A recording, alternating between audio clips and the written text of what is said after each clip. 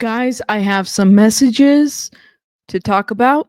Some text messages have been released from Rogelio Nores to the CasaSur Esteban Grassi, the other person who's been charged in Liam Payne's case. Let's get into these messages. Sit down because it's going to take a minute. Now, Esteban Grassi is head of security for CasaSur, okay? He called 911. He called 911 twice. And essentially, there's a lot of communication between Esteban Grassi and Rogelio Nores, okay? Esteban Grassi, again, is head of security for CasaSur Palermo. Well, he gave his statement to the courts, and now that is public, as well as some of the messages that he had between himself, Rogelio Nores, and the prostitutes that have been the center of this discussion as well. We got to get into it because what he declares in his statement is very interesting. Let's go. So let's share some messages going back from October 13th. And these are messages between Esteban Grassi and Rogelio Nores, okay? The manager, not manager, but a manager.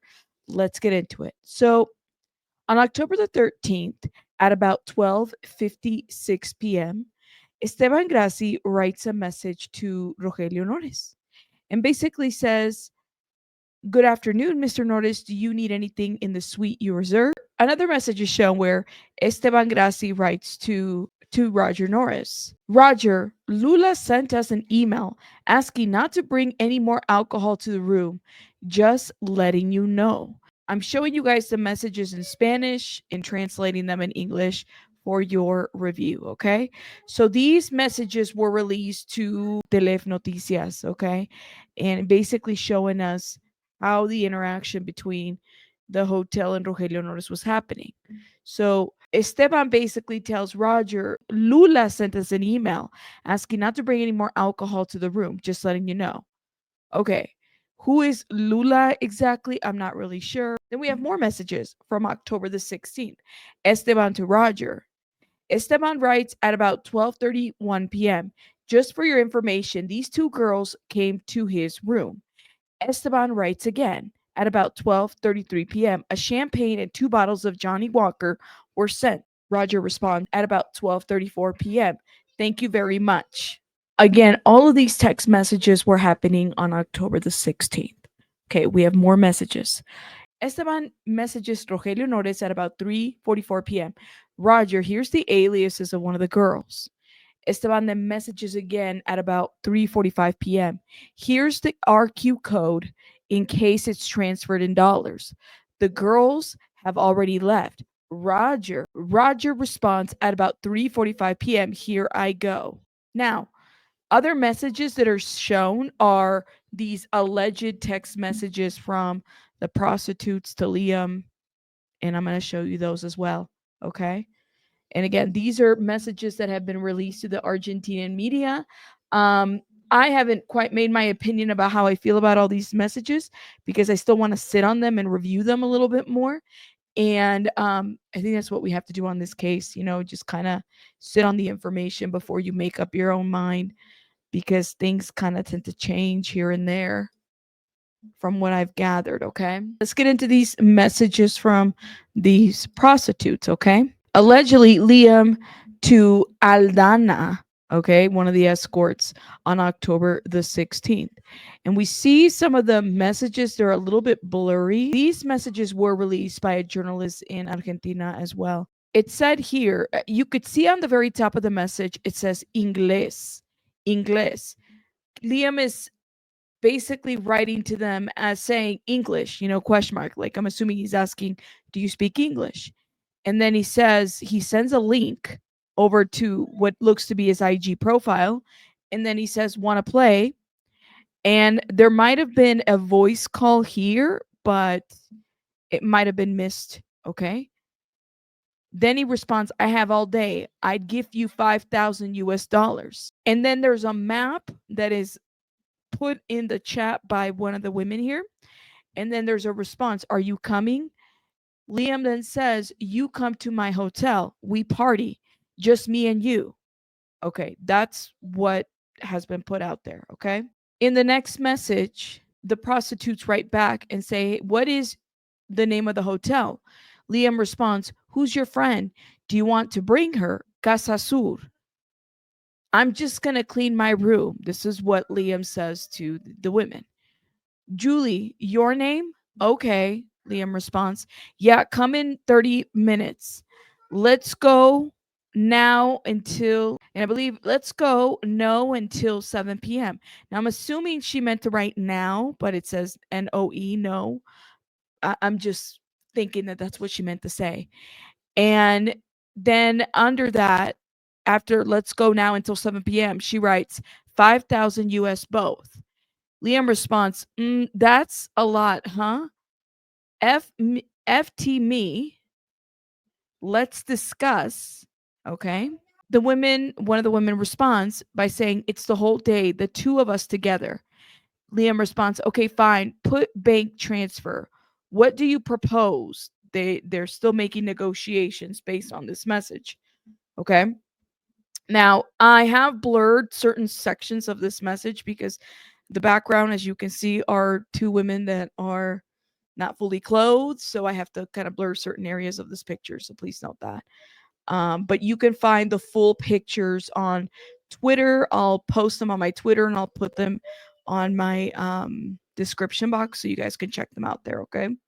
There is a journalist in Argentina. He was the one that actually released these text messages that we just read between Liam Payne and the prostitutes. Okay. Via Zeta is the name of this journalist, is his website. And basically he writes, drugs, prostitutes, two faintings, and death. The dramatic account of Liam Payne's final hours. So Via Zeta had access to the statement that was essential for the charges. Also, in this article, the chats of the artist with the sex workers who visited him before he died. Minutes before falling from the balcony at CasaSur Hotel in Palermo, Liam Payne argued with two escorts over payment for alleged sexual services. He was found passed out on the elevator floor. They made him react. Which basically means they try to wake him up. They woke him up from being passed out. And he sat on the lobby bar where he passed out again. He was helped up to his room, which was already destroyed, and left alone. The hotel receptionist gave a detailed account of the British artist's final hours before the court and provided evidence such as the chat with the women allegedly hired by Payne. Via Zeta was able to access the file detailing the former One Direction members' final hours. The reception manager stated, this is straight from a journalist that's giving us the details, okay? The reception manager stated, the admission, we were expecting Liam Payne on Monday the 14th, but he finally arrived on Sunday the 13th at about 11:14 p.m. Liam stayed alone at the hotel. His manager only went to pick him up and waited for him in the lobby, accompanied him for a while at the bar. I don't know where his manager stayed here in Buenos Aires. This direct statement from the reception manager, which is Esteban Graci. Alcohol and drugs. I understand that he was more active at night, calling receptions insistently to ask for alcohol all the time, asking where he could get drugs, more specifically cocaine.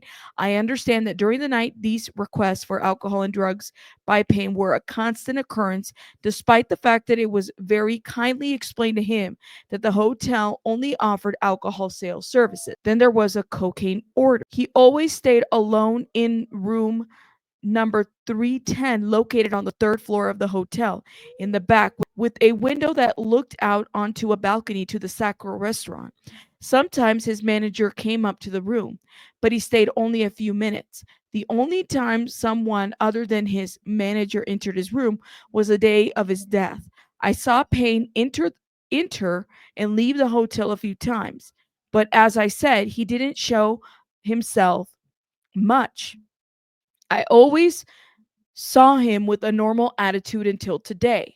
And I'm assuming he's referencing on the 16th. Likewise, last night I wrote a WhatsApp message to his manager, Roger, about an awkward situation that happened to one of the hotel bellboys with Payne on Monday, the 14th of this month and year at about 8:14 p.m. I received a message from Benitez telling me that he had gone up to Payne's room with a plate of fruit and amenity, which is a kind of courtesy to welcome each guest of this kind. And then he opened the door, let him in, and asked him if he had cocaine. Benitez replied that he didn't and let Payne begin to insult him. The employee left without saying anything, but automatically notified me of what had happened. And we have screenshots of this statement. These screenshots were provided to the court. I'm going to read it in Spanish and then I'll translate it, summarize it in English. Hola Esteban, ¿cómo estás? Disculpa que te moleste, pero te quiero poner al tanto sobre una pequeña situación que tuve con el huésped del 310 en el momento que fui a entregarle la amenidad. Después de entregarle en mano la amenidad y darle la bienvenida al hotel y Argentina, me envió a pasar su habitación, que era un desastre, por cierto, y me consultó si podía conseguirle cocaína. Le contesté, le pido disculpas, señor, pero ni yo ni nadie del personal puede ayudarlo con ese tipo de servicio. A lo que me contestó que era un insulto. Me sentí un poco amenterado ya que su forma no fueron muy educadas. Les voy a compartir lo mismo a Hilda para que los dos estén al tanto y ya no haya malos entendidos si es que el hombre utiliza mi nombre en algún momento de su estadia porque me lo preguntó. Eso se lo comenté a Hilda y a ustedes. Okay. So it's a very lengthy message, but basically it says it's a message from a worker, a hotel employee by the name of Benitez. And Benitez messages Esteban on WhatsApp, okay? And basically tells Esteban, listen, I went to room 310 to take one of the amenities for Liam Payne. And, he was greeted and was told to come in.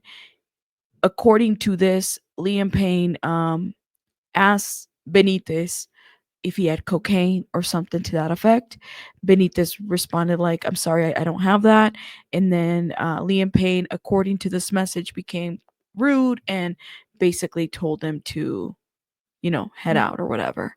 And so he did. And so Benitez felt that it was important to let Esteban know, and Hilda is the other person who has been also looked into, as far as who's also looking at charges as well for the death of Liam Payne. So basically, Benitez was just letting Esteban know that Liam Payne was looking for drugs around this time frame, which would have been Monday, the 14th of October. Okay. It's important to know in this message that Benitez noticed that Liam Payne's room was trash. And so, for whatever reason, at that time, Benitez was like, let me message Esteban and let Hilda know about what's going on in room 310, right? He's just bringing the amenities and he's reporting what he saw to what looks to be maybe his supervisors. Esteban responded and basically told Benitez, hey, don't worry about it. Don't worry about the details of what happened. That's it. And Benitez responded back to Esteban. So there was this back and forth that happened in this message between Esteban and Benitez, the bellboy. Okay. And his interaction with Liam Payne. There's more to this declaration. It says prostitutes. At noon, Payne approached reception alone and asked us to please request a taxi to pick up a person at the Esmeralda 933 and take her to the hotel. I approached the table where he was with this manager and asked him whose name he was on, and he told me Aldana Serrano. The taxi that went to pick up the person informed him that it was not a house, that it was a hotel. I gave this information to Payne, and he told me, don't worry. So we rejected the pickup. Payne went to his room, and the manager left. After a while, at approximately 12 noon, Aldana Serrano arrived with one more person. Both showed their respective IDs, of which we made a photocopy per hotel protocol of all visitors. Payne was notified. He gave the okay and the girls went to the room. When the girls went to their room, he made an order of $300 alcohol to the reception, 4 bottles of whiskey, Johnny Walker Black Label, and a bottle of Chardonnay champagne that we didn't have, and we gave him another brand. The alcohol was provided to him, but not the money because we didn't have any cash. I informed his manager of the whole situation so that he would be aware, as you can see in the chat that I provided. So he provides these messages between Rogelio Nores and Esteban. Okay, again, this is Esteban's testimony. I'm providing you all the receipts, all of that. I don't think anybody else is doing that. Shout out to us. Make sure you guys hit the like button. Okay. So these are the messages, and this journalist here is also writing down the messages as well. Basically says October 16, 12:31 p.m. Front desk manager, just for your information, these girls came to your room. A champagne was brought up to you, and you requested 2 bottles of Johnny Walker. At about 12:16, 12:36 p.m., Rogelio Norris response, thank you very much, Esteban. All right. Now there's more testimony. Let's get into the argument over the $5,000, what the hotel staff is alleging at this point. The argument over the $5,000. At about an hour, the girls came with Payne, and before staying to chat with him in the lobby, they told me that he broken the television in the room. As I said, the three of them stayed talking in the lobby, clearly about the payment for the services they provided him in the room, which I will later relate, confirmed were sexual services. Since he did not speak Spanish and the girls did not speak English, he asked me to translate for them. The girls then told me that he had to pay them, but they did not specify the reasons. They told me that he owed them $5,000, but it seems suspicious to me because he had previously asked me for the $300. And even though I'm not an expert on the subject, the amount they were asking for seemed a bit excessive to me. So I asked them how much they should charge, and they insisted that it was 5,000 US. They even showed me from one of their cell phones the supposed conversation they had with Payne previously, where they agreed on the amount for sexual services. In fact, I took a photo of that chat. So these pictures right here are pictures of pictures. Okay. Esteban took these pictures of their conversation. All right. Hope you guys are following me. Let me know in the chat. The photos of the chat where they agreed to pay 5,000. Okay. There you go. Now it says violence, another testimony that Esteban is giving. At the moment, I contacted Roger again to tell him what happened, and he came to the hotel because he told me that the amount they were asking for was crazy. This was at 3:44 p.m. A few minutes later, the supervisor and the housekeeper were notified us that banging sounds could be heard from Payne's room and that he was throwing and breaking things because there was the sound of breaking glass, but no one intervened in his room. Just then I received a call from Roger, and I told him what was happening, and he told me that he was coming to the hotel. At about 4:23 p.m., I called him again, asking him to please hurry up because the disturbance in Payne's room did not stop. At about 4:26 p.m., I called him again for the same reason. He did not answer. Here's my question, okay? So, and we're going to stop right here. I just reviewed these messages with you guys earlier. Esteban in more than once has clarified, first of all, that Liam Payne needed Esteban to translate to these women. If you read these messages, Liam is speaking English to these women. How do we know that it was Liam that was texting these women and not somebody else? So he took a picture of these messages between the women and Liam Payne. Okay, this is what's being said, and I guess based on this statement, this is when Esteban grew concerned that he started calling Roger Norris, because of the disturbance that Liam was causing. And yet, when we see these photos, we see him passed out in different areas. with multiple disturbances. They didn't call the police. Interesting. Okay. He makes a statement. Esteban makes a statement about how Liam was out of control. At about 16:27, I saw Payne go down to the reception from the elevator with his computer and a bottle of whiskey in his hand, a situation that I transmitted to Roger through WhatsApp. Payne sat in the lobby staring into space in a total drunk state without saying anything. 3 minutes after that, I saw Payne get up from one of the armed chairs, and together with the bellboy of the afternoon, Jose accompanied him to the elevator and went up with him to his room. He could walk on his own, but it was noticeable that he was not well. He did not say a word. The door to his room was closed, and we opened it with the key. I do not remember if it was mine or Jose's. It was not Payne's. I'm sure of that.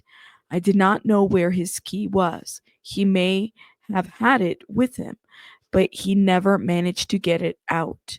When he opened the door, we accompanied him from behind and he stayed around. There I saw that everything was destroyed: vases, lamps, his clothes thrown all over the room, the wine stained towel broken, wine bottles. I didn't see any blood or any drugs, at least in the entrance to the room, nor anything forced. Neither the door nor the window in the room. The cleaning people apparently saw white powder that looked like cocaine and silver papers in the room. We left with Jose, and Payne stayed inside. No one was left supervising the door or the hallway of the room. Okay, this is his statement. Fainting before the fall. At about 1650, so at about 4:50, I called Roger again, who had not arrived at the hotel until then. I asked him to please to go to the hotel, and he said he was going. A few minutes later, opened. The elevator door opened in reception. I saw Payne inside, lying on the floor unconscious. Then I think with Jose, we tried to get him back up, and without saying anything, he opened his eyes, regained consciousness, got up, got out of the elevator, and sat on one of the stools at the bar that faces the street. And a few seconds later, he fell again and fell unconscious on the floor. At that moment, we grabbed him together with Jose, Richard, the hotel events person, and one of the masseuses. We took him to the elevator and went up with him to his room. When the elevator door opened on the third floor, he regained consciousness. He got up and we took him by the arm to his room for fear that he would fall. We opened the door to the room with one of the master keys. He entered alone. Letting go of the door of us, he was very drunk. I accompanied him inside thinking he was going to bed, but he stayed again wandering around the hotel. The room was in the same condition as I mentioned before. There was no one else there. This is Esteban's statement about Liam Payne's death. Payne stayed there. We closed the door, and those of us went up, stayed on the side of the hallway to see if we could hear any more noise. After a few minutes, we did indeed hear him breaking everything in there again, like he was throwing things or kicking things. I don't know why I couldn't see it. I could only hear it. We stayed there listening to see if he would stop or how the situation was developing and how we could intervene. The noises didn't stop, so we decided to go down to the reception. I think we all did. And if I remember correctly, I call 911 or SAME, SAME. I don't remember well. I'm very stressed out by the situation, and I explained the situation to them, but I was afraid of what could happen to this person because of the state he was in. At that moment, I saw a police car approach the hotel. One of the sales guys appeared and told me he jumped off the balcony. I asked him if he was alive, and he replied that he didn't know, that he had fallen in the patio of the Sacro restaurant and that he had heard the sound of the fall, but no one had seen the way he fell. While I was talking, I told them what my partner had told me. The police came and went to where he had fallen. I called Roger and I told him what had happened. And the first thing he told me was, I have to tell his family. But he never appeared at the hotel again after that call. I never spoke to him again. So Roger never came. So based on Esteban's statement, Roger never even came back to the hotel. How does Roger know that Liam is not alive? Like, did he just wait for that report? He just decides not to go back to see, like, what the fuck is going on with my friend. Crazy. All right. Who had access to Payne's room during his stay? Only he had access and a key. Almost all employees have a master key with access to all the rooms. But for a matter of services, during the period in which he was staying, only he had a key to the room, and the only guests were Roger and the two girls I mentioned, to whom he himself opportunely granted access. I think that's what he meant to say. Again, this is a journalist that was at the court and basically heard Esteban Graci's statement and was able to get pictures of that communication. This was just released today. Y'all are hearing it here. Translated, hit the like button. Okay, thank you. You guys, just a quick little video. Let me know your thoughts in the comments. I mean, what do you all think of this? Do you guys believe anything that Esteban Graci has to say? I find the whole prostitution thing weird because, like, if Liam didn't know any, Spanish or, and it looks like he would only communicate in English, how were they communicating while they were hanging out together? Just wondering. I don't know. I'll let you decide that. I'll see you guys later. Bye now.